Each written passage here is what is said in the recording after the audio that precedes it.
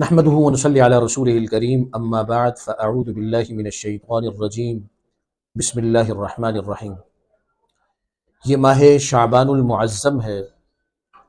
اور اس مہینے کی سب سے اہم ترین فضیلت یہ ہے کہ نبی کریم صلی اللہ علیہ وسلم رمضان المبارک کے علاوہ شعبان میں سب سے زیادہ روزہ رکھا کرتے تھے اور کسی مہینے کو یہ سعادت حاصل نہیں۔ شعبان المعظم یہ رمضان المبارک کا مقدمہ ہے، جس طرح شوال المکرم رمضان المبارک کا تتمہ ہے۔ رمضان المبارک کا مقدمہ اس حیثیت سے بڑی اہمیت کا حامل ہے کہ رمضان المبارک سے پہلے اس کی تیاری کیجیے۔ چنانچہ نبی کریم صلی اللہ علیہ وسلم رمضان المبارک سے پہلے شعبان میں کثرت سے روزے رکھتے، اس طور پر کہ رمضان المبارک قریب ہے تاکہ روزہ رکھنے کی عادت پڑ جائے اور رمضان المبارک میں پورے اہتمام کے ساتھ روزہ رکھا جائے۔ آپ صلی اللہ علیہ وسلم اس مہینے میں عبادات میں بھی زیادہ مشغول ہوتے اور صحابہ کرام کو وعظ و نصیحت کے اعتبار سے بھی زیادہ سے زیادہ وعظ و نصیحت فرماتے اور رمضان المبارک کی آمد کی صدا لگاتے۔ اب اس مقدمے کو، شعبان المعظم کو ہم کیسے گزاریں؟ سب سے پہلی بات کہ ہم شعبان المعظم میں پورے طور پر اس بات کا اہتمام کریں کہ ہماری کوئی نماز بغیر جماعت کے نہ ہو، اس کی پوری مشق کرنی چاہیے، کیونکہ اگر یہ عادت ہمیں پڑ جائے گی کہ ہم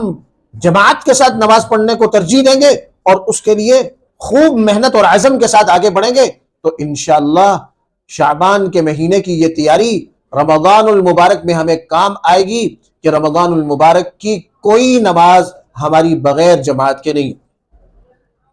اسی طرح اس مہینے میں شعبان المعظم میں ہم تلاوت کا ایسا زبردست اہتمام کریں اور زیادہ سے زیادہ وقت تلاوت کرنے کی کوشش کریں، یہ اس بات کی تیاری کے لیے کہ رمضان المبارک کا مہینہ آ رہا ہے کہ جس میں ایک ایک نیکی 70 گنا بڑھ جائے گی، تو اس مہینے میں ہم تلاوت اتنی آسانی کے ساتھ کریں کہ زیادہ سے زیادہ ہم قرآن کی تلاوت کرنے والے بن جائیں۔ یہ تبھی ممکن ہوگا کہ ہم شعبان کے مہینے میں اس کی پریکٹس کریں، شعبان المعظم میں اہتمام کے ساتھ تلاوت میں لگ جائیں اور روز بروز تلاوت میں آگے بڑھنے کی مشق کریں تاکہ رمضان المبارک میں ہم کثرت کے ساتھ قرآن کی تلاوت کر سکیں۔ اسی طرح ہم نے اس مہینے کے اندر اپنے اخلاقیات کو اس پر بھی کنٹرول کرنا ہے کہ ہم اخلاقیات میں کس درجے میں ہیں۔ کہیں ایسا تو نہیں کہ ہمارے مزاج میں جذباتیت زیادہ ہے، غصہ زیادہ ہے، ہم تھوڑی سی کوئی بات جو طبیعت کے مخالف ہو اور اس پر بڑک اٹھتے، تو ہم اس بات کی محنت اس مہینے میں کریں کہ ہم عزم کریں کہ کوئی کتنی بھی سخت بات کر دے گا ہم اسے درگزر کریں گے اور اس کی مشق کریں گے تاکہ رمضان المبارک کا مہینہ اتنا با اخلاق اور با کردار گزرے کہ ہمارا روزہ کہیں ہماری بد اخلاقی کی وجہ سے خراب نہ ہو، کیونکہ غیبت، غصہ، گالم گلوچ یہ روزے کی روح کو خراب کر دیتے۔ اسی طرح اس مہینے میں ہم نے اس بات کا عزم و جزم کرنا ہے کہ ہم نے رمضان المبارک کے بارے میں فکر کرنی ہے، اس کا ٹائم ٹیبل تیار کرنا ہے کہ کس طرح میں نے رمضان المبارک گزارنا، اور یہ صرف ہماری ذات تک نہ ہو بلکہ ہم نے اپنے گھروں کے اندر بھی اس کی مشق کرانی ہے، اپنے گھر والوں کو بھی اس کی دعوت دینی ہے، اور گھریلو جتنے معاملات ہیں وہ کام روزمرہ کے کہ جس میں ہمارا زیادہ سے زیادہ وقت بیت جاتا ہے اور گزر جاتا ہے، تو گھریلو خواتین جتنی بھی ہیں انہیں بھی اس کے لیے تیار کرنا ہے کہ رمضان المبارک کو قیمتی بنانے کے لیے ابھی سے اپنے کاموں کو نمٹانے کی کوشش کریں تاکہ رمضان المبارک کسی ایسی مصروفیت میں نہ گزرے کہ جو عبادت کے علاوہ ہو یا کسی اور طرف متوجہ کرنے والا ہو، تو گھر کی خواتین بھی، گھر کے دیگر افراد بھی اپنے سارے معاملات کو شعبان میں نمٹانے کی کوشش کریں تاکہ رمضان المبارک 100% اللہ اور اس کے رسول کی اطاعت میں گزرے۔ کتنے ہی اللہ والے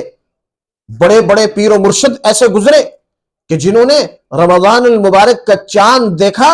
تو اپنے مریدین سے کہا کہ اپنی اپنی عبادات میں لگ جاؤ، اب جب تک عید کا چاند نظر نہیں آئے گا ہم آپ سے ملاقات نہیں کریں گے، کیونکہ یہ مہینہ تو پورا ہم نے اپنے اللہ کو دے رکھا ہے، ہم اس کے سارے اوقات اپنے اللہ کے لیے صرف کریں۔ تو اس اعتبار سے یہ مہینہ بہت قیمتی ہے،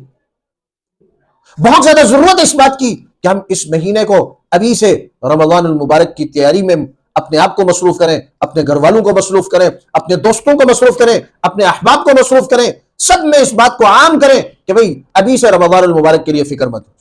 اللہ تبارک و تعالی 100% رمضان المبارک کی ہمیں فکر نصیب فرمائے اور ہمیں شعبان المعظم کا مہینہ کثرت کے ساتھ عبادات اور اطاعت خداوندی اور اطاعت رسول میں گزارنے کی توفیق عطا فرمائے تاکہ رمضان المبارک کا مہینہ 100% اللہ کی اطاعت میں گزر جائے کہ اس کا ایک لمحہ بھی ضائع نہ ہو۔ اللہ تبارک و تعالی ہمیں ایسی مشق کرنے کی شعبان المعظم میں توفیق عطا فرمائے۔ وآخر دعوانا ان الحمد للہ رب العالمین۔